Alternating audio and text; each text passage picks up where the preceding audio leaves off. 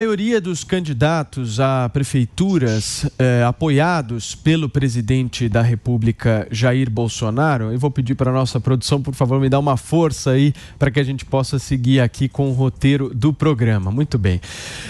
Os candidatos, como eu havia falado, em relação às prefeituras apoiados, que foram apoiados pelo presidente Jair Bolsonaro na eleição deste domingo, não conseguiu se eleger, a grande maioria deles. Dos 13 candidatos em que Bolsonaro declarou apoio em suas lives, apenas 2 foram eleitos em primeiro turno e outros 2 foram escolhidos para a próxima etapa. Interlocutores do presidente avaliam agora que o mandatário deverá repensar sua estratégia de campanha para 2022, já que não terá uma base eleitoral forte nos municípios. Nas redes sociais, Bolsonaro tentou amenizar a perda de força política. Abro aspas. Minha ajuda a alguns poucos candidatos a prefeito resumiu-se a 4 lives num total de 3 horas. De concreto, partidos de esquerda sofreram uma histórica derrota nestas eleições, numa clara sinalização de que a onda conservadora chegou em 2018 para ficar. Fecha aspas. Nesta segunda-feira, o vice-presidente Hamilton Mourão saiu em defesa do chefe do executivo e disse que não se pode debitar os resultados das eleições municipais a Jair Bolsonaro. Mourão argumentou que Bolsonaro está sem partido e que não entrou de cabeça na campanha. Quem também falou sobre esse desempenho foi o presidente da Câmara, Rodrigo Maia, que considerou que depois de uma votação expressiva em 2018, Bolsonaro está voltando ao tamanho normal. Thaís Oyama, você começa. Pois é, Paulo, não foi fácil essa eleição para o presidente Bolsonaro, né? Você sabe que ele perdeu, a gente pode dizer que ele perdeu até em Glicério, que é a cidade natal dele, né? E para a tristeza dele, quem ganhou lá foi um tucano, ou seja, alguém do mesmo partido que o arqui-inimigo dele, que é o governador João Dória. Então, não foi nada bom para o presidente o resultado, essa eleição não foi nada boa para ele, como você falou, dos 13 candidatos que ele promoveu naquelas lives lá que passaram a ser diárias, só 2 ganharam até agora, e é muito pouco, sem falar nos vereadores, né? O próprio filho dele, o Carlos, sobre quem ele também fez propaganda na live, o Carlos ficou com mais que 30% de votos a menos do que na última eleição. Então, também no campo dos vereadores, a situação não foi boa para o presidente. Os candidatos que ele apoiou não se deram bem. Aí, como é que reagiu o presidente? Aí ele fez essa postagem que você falou, dizendo que não tinha culpa pelo fracasso, porque ele só fez umas lives lá e tudo bem. Disse que quem se deu mal não foi ele, foi a esquerda sofreu uma derrota fragorosa e tal, e também insinuou que tinha alguma coisa de errada no sistema de urnas eletrônicas, que aquela obsessão lá do presidente, entre as muitas ideias fixas que ele tem, é essa aí do voto impresso que ele defende desde a época em que ele era deputado federal. Então, nesse post ele também insinuou que podia talvez ter algo de errado, muito de leve, nas urnas eletrônicas. Mas o que mais me chamou a atenção nesse post foi o fato dele ter falado sobre as eleições de 2020 para falar das eleições que interessam para ele, que são as de 2022. Né? A última frase dele foi essa: para 2002, a certeza de que nas urnas consolidaríamos nossa democracia, etc, etc, Deus, pátria e família. Então, isso para mim deu a medida da preocupação do presidente Bolsonaro para com ele mesmo, né? Vis-a-vis aí os resultados que já tinham saído. Ele fez essa postagem quase perto da meia-noite, já tinha saído tudo, ele viu que o negócio estava feio e já logo pensou em quê? No que ele sempre pensa, 2022. Então, eu acho que ele tem muita razão de se preocupar, porque, veja bem, Paulo, um breve retrospecto aqui.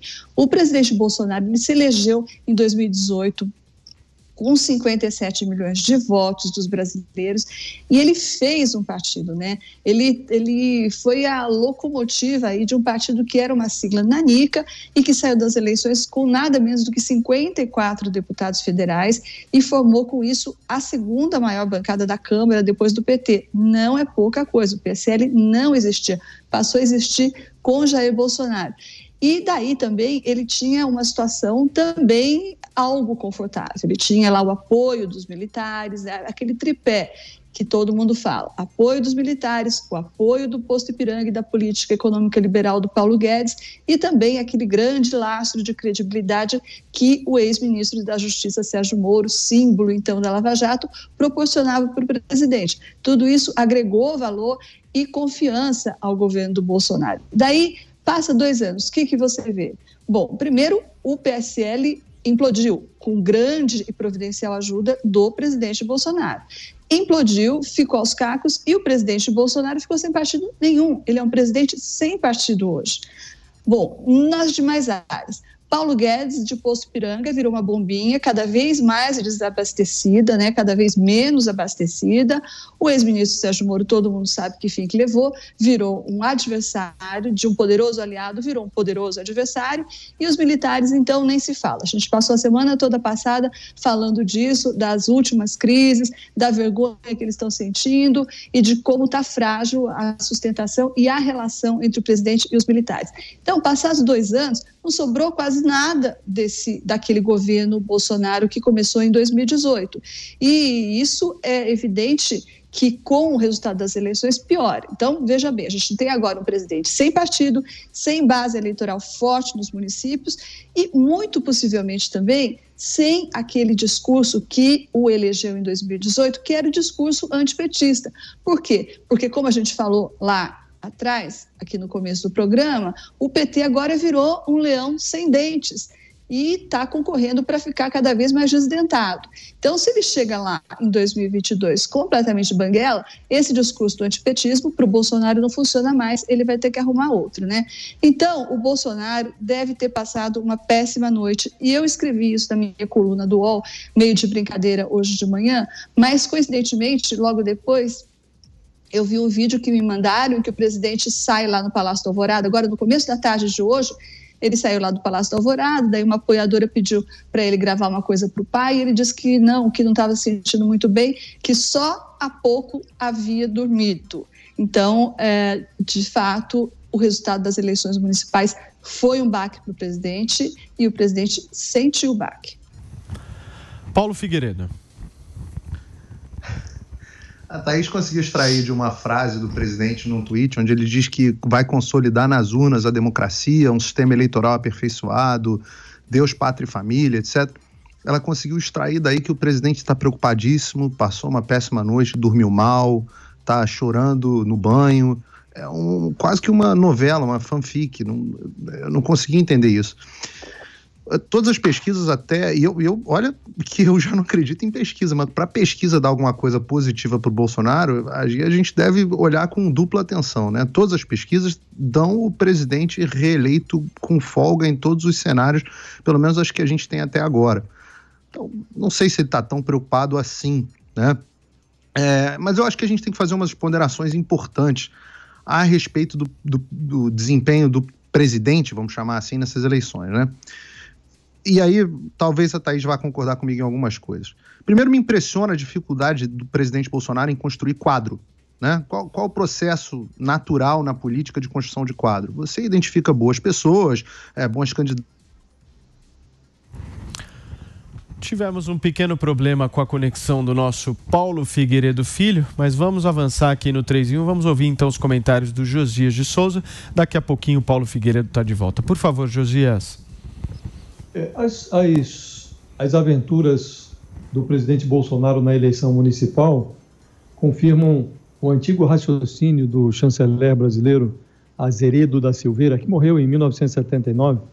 Segundo esse diplomata, o Silveirinha, como ele era conhecido, tem gente que atravessa a rua para escorregar na casca de banana que está na outra calçada. Foi precisamente o que fez o presidente Bolsonaro ao abandonar a ideia de ficar longe do primeiro turno da campanha de 2020. Depois de escorregar em cascas de banana, que poderia ter evitado, o presidente tentou se fazer de desentendido. Ele correu às redes sociais para apagar a lista dos seus candidatos preferidos. O diabo é que a internet não tem borracha. Então, de todos os vexames que as urnas impuseram ao presidente Bolsonaro, o mais constrangedor foi o de São Paulo. Ali o Bolsonaro afundou, abraçado ao Celso Russomano. E aí ele exibiu ali nas redes sociais uma pose de desentendido e não entendeu o que aconteceu lá em São Paulo. Quer dizer, passou para o segundo turno com mais votos do que o segundo colocado, o Bruno Covas, que é um tucano e fazia uma administração opaca, ganhou visibilidade com a pandemia. E ele lidou com o coronavírus na contramão do que pregava o presidente Bolsonaro. Prefeitos que fizeram a mesma coisa em outras capitais também foram premiados pelo eleitor. Então, isso é uma evidência de que o discurso do presidente contra o que ele chama de turma do fique em casa perdeu o prazo de validade. E o presidente se absteve de perceber esse recado que a urna está enviando para ele. O Bolsonaro escreveu no Twitter que a esquerda sofreu uma histórica derrota nessas eleições.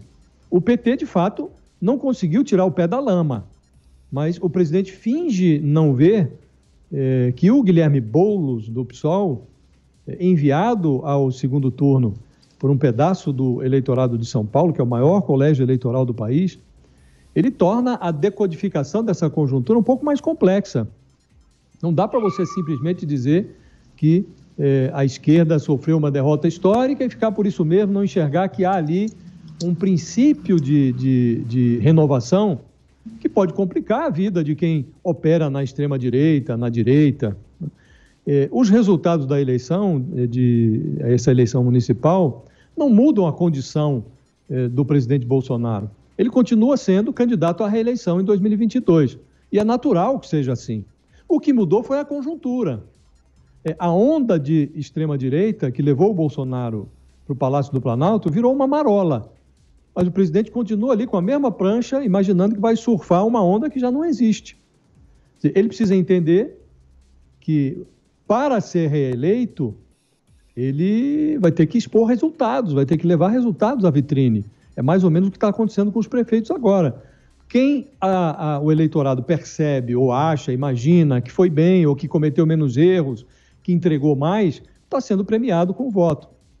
A mesma lógica vai acontecer com o presidente Bolsonaro, só que, em vez da agenda municipal, o que vai ser cobrado dele é a agenda federal, sobretudo na área econômica, em que não há grandes resultados na vitrine até agora, com 2 anos quase de mandato. Ou o presidente percebe isso, ou ele corre o risco de se decepcionar nesse seu projeto de reeleição. Então, mudou a conjuntura. A sorte do Bolsonaro é que até aqui tem muita gente falando no centro, dizendo que o eleitor tem hoje uma visão mais de centro, mas não há nenhum candidato em cena para informar como se chega a esse centro.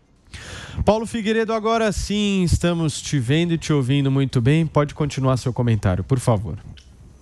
Antes de eu retomar o meu ponto, eu não concordo com... Esclarecer o ponto a respeito de que eu não concordo com a declaração do presidente que a esquerda sofreu uma derrota histórica, porque além do avanço do PSOL no Rio, São Paulo, em alguns centros urbanos que eu citei aqui, você teve também o crescimento do PSDB, que para mim é um outro espectro da esquerda, né?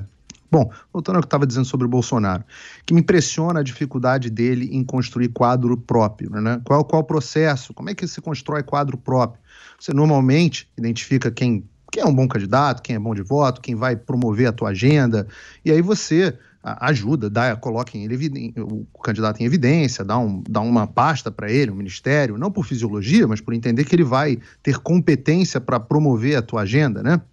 Aí, às vezes, no modelo esdrúxulo do Brasil de financiamento público de campanha, você direciona os recursos do partido para esse candidato, e aí você faz.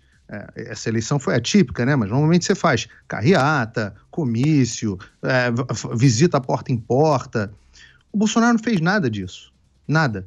Na verdade, o Bolsonaro não conseguiu ter um partido. Perdeu a briga pelo partido, a briga interna, né, a guerra civil que ele causou dentro do partido que o elegeu, não conseguiu vingar o Aliança e não conseguiu achar uma outra legenda para o abrigar e para abrigar os seus aliados e o seu projeto político para o país. E não conseguiu construir nenhum nome nesses 2 anos. Quem é o nome associado ao presidente Bolsonaro, de fato, nas eleições municipais? Não tem um ministro, nada. Bom, daí primeiro ele começou dizendo nesse processo eleitoral que ia ficar fora das eleições municipais. As pessoas devem se lembrar, né? O que é algo estranho, porque o Bolsonaro já está na política há muito tempo para saber que não existe vácuo. Então, se ele ficar de fora, o espaço não vai ficar vazio, alguém vai ocupar. Ele se recusou a bancar vários nomes que talvez pudessem ter um desempenho melhor Em São Paulo, por exemplo, o deputado Luiz Felipe de Orleans e Bragança, que é um nome muito querido pela direita, um grande deputado, não teve nenhum apoio para firmar a sua candidatura. Depois, tardiamente, o Bolsonaro resolveu entrar assim, meia boca, umas lives, uns tweets, nos candidatos que sobraram, né? Porque foi isso, foram os candidatos que sobraram, já que ele não colocou os próprios dele, o vácuo bolsonarista foi ocupado pelos candidatos que sobraram. Quem que sobrou? Bom, 2 exemplos aqui foram o cavalo paraguai, do Russomano, que não consegue dar uma entrevista direito, não tem como cativar o eleitor, e no Rio, o Crivella, que talvez, no meu Rio, né, que talvez seja o pior prefeito que Rio de Janeiro tenha tido, sei lá, desde o Saturnino Braga. Olha, eu vivi o que é campanha política com apoio. O que o Lula, o Cabral, o Aécio, o Alckmin faziam, né? O Alckmin carregou o João Dória, um desconhecido, nas costas, mas o João Dória era um bom candidato do ponto de vista político. Então, acho até um pecado chamar o que o Bolsonaro fez de apoio, né? Apoio meia boca pra caramba. Outra reflexão que a gente pode fazer rapidamente é o seguinte: quanto vale hoje em dia um apoio do Bolsonaro? Porque mesmo que você seja um eleitor simpático ao Bolsonaro, mesmo que você goste do Bolsonaro, goste da figura em si do Bolsonaro, você confiaria num nome que o Bolsonaro indica? Você confia na capacidade do presidente de escolher nomes? Depois de Joyce, Frota, Dória, Moro, Witzel, Bebiano, Major Olímpio, eu posso citar aqui um monte de nome que o eleitor do Bolsonaro identifica como traidores do presidente e da agenda do presidente. Será que o eleitor ainda confia na capacidade do presidente para escolher aliados? É por isso que eu acho que o resultado dessas eleições não é um recado assim tão claro quanto o Josias está imaginando, ou um termômetro para a popularidade do presidente. Pode ser que seja, mas não acho uma afirmação absolutamente conclusiva por causa dessas ponderações que eu fiz aqui.